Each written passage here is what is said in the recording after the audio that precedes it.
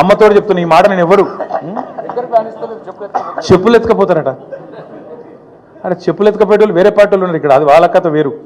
చెప్పులు ఎత్తుకపోవడం నాకు అర్థం కాదు. ఢిల్లీకి పోతే అపాయింట్మెంట్లు ఇస్తలేరు, ఎవరు ఇస్తలేరు. రాహుల్ గాంధీ ఇస్తలేడు, వరకు కరెక్టే.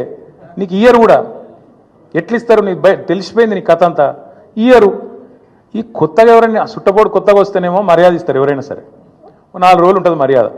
ఇక కానీ నువ్వు వచ్చేదేమో ఢిల్లీకి నీ పని మీద వస్తావు. మీ మూటలు మోసుకపోయేందుకు 42, 43 సార్లు పోతావు ఇప్పటికీ. అందులోనట ఈయన ఎకానమీ క్లాస్లో పోతుండట. బా ఫోటోలు మొత్తం బయట పెడతాం, ప్రైవేట్ ఫ్లైట్లు, బిజినెస్ క్లాసులు, మీ ట్రిప్పులు మొత్తం ఫోటోలు బయట పెడతాం. సోషల్ మీడియాలో ఇప్పటికీ తిరుగుతున్నాయి, మళ్ళీ పెడతాం. అరే గింత అన్యాయం మాటలు మాట్లాడతారు. 43 సార్లు ఢిల్లీకి పోతివి, 43 పైసలు లేకపోతివి.